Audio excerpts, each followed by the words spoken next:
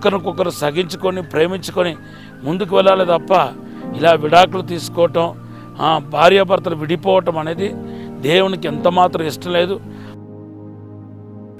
యేసుక్రీస్తు నామంలో మీ అందరికీ శుభములు తెలియపరుస్తున్నాను.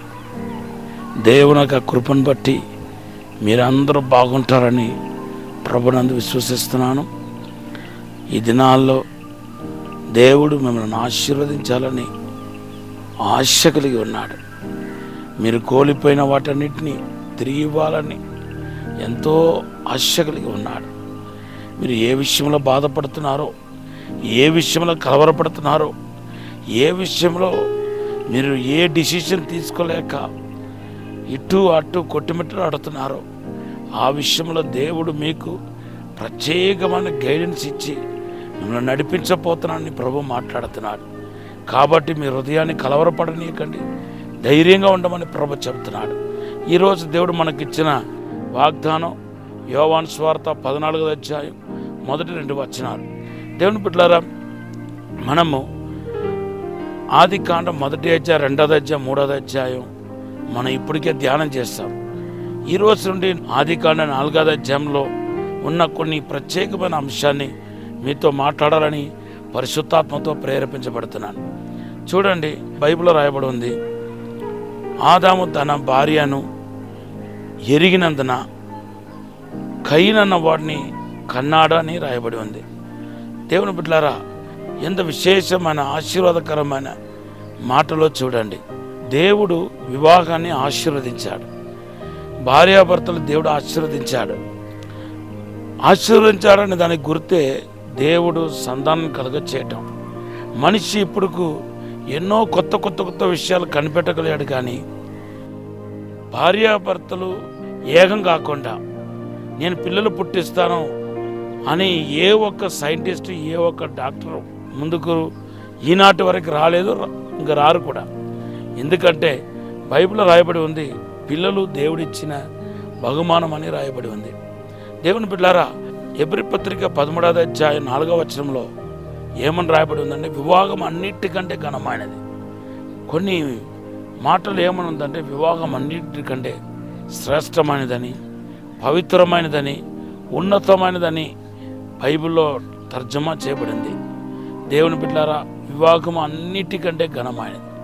ఎందుకు ఇది ఘనమైనదిగా దేవుడు భావించాడంటే, మీరు ఆదికాండంలో చూస్తే, మరి ఆదికాండంలో దేవుడే యొక్క వివాహ వ్యవస్థను పుట్టించినట్టుగా దేవుని యొక్క హృదయం నుండి ఈ వివాహం అనే వ్యవస్థ డిజైన్ చేయబడింది. కాబట్టి ఇది వివాహం అన్నిటికంటే ఘనమైనది.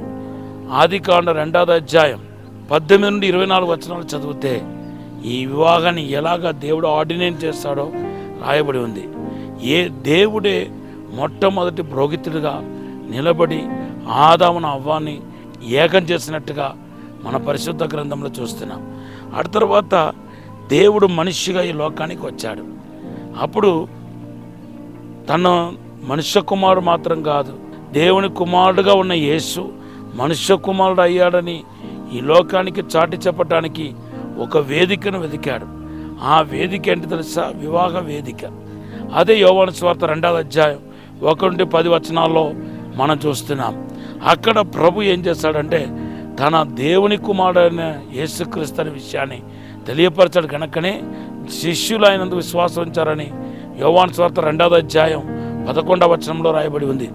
దేవుని బిడ్డలారా, అయితే మీరు ప్రకటన గ్రంథం 19వ అధ్యాయానికి వచ్చేసరికి ఈ వివాహము, భార్యాభర్తలు ఇద్దరు ఏకమవటం అనేది పరలోకంలో సంఘాన్ని, యేసును ఏకం చేసే అనుభవానికి సాదృశ్యంగా రాయబడి ఉంది. ఇది ఎవరి సమక్షంలో జరగబోతున్నాయి? పరిశుద్ధాత్మ సమక్షంలో జరగబోతున్నాయి. అందుకొరకే ఈ వివాహం అనేది చాలా ఘనమైనది.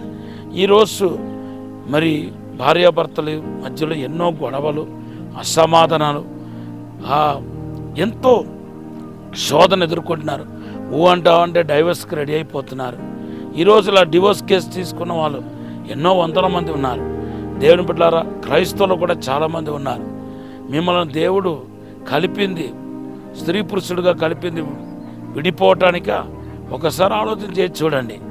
ఏదో కుటుంబంలో గొడవలు అసమాధానాలు వస్తే కానీ మనం దాన్ని సరిదిద్దుకొని ఒకరికొకరు సగించుకొని ప్రేమించుకొని ముందుకు వెళ్ళాలి తప్ప ఇలా విడాకులు తీసుకోవటం, భార్యాభర్తలు విడిపోవటం అనేది దేవునికి ఎంత మాత్రం ఇష్టం లేదు.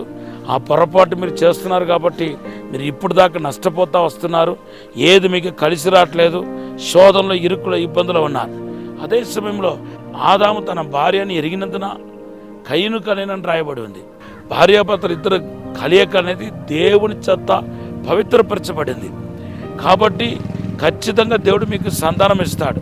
ఈ వాక్యం వింటున్న మీలో ఎవరికైనా సంతానం లేకపోతే మీ బంధువుల్లో మిత్రుల్లో ఎవరికైనా సంతానం లేకపోతే నేను ప్రవచిస్తున్నాను, త్వరగా దేవుడు మీకు గర్భఫలం ఇవ్వబోతున్నాడు.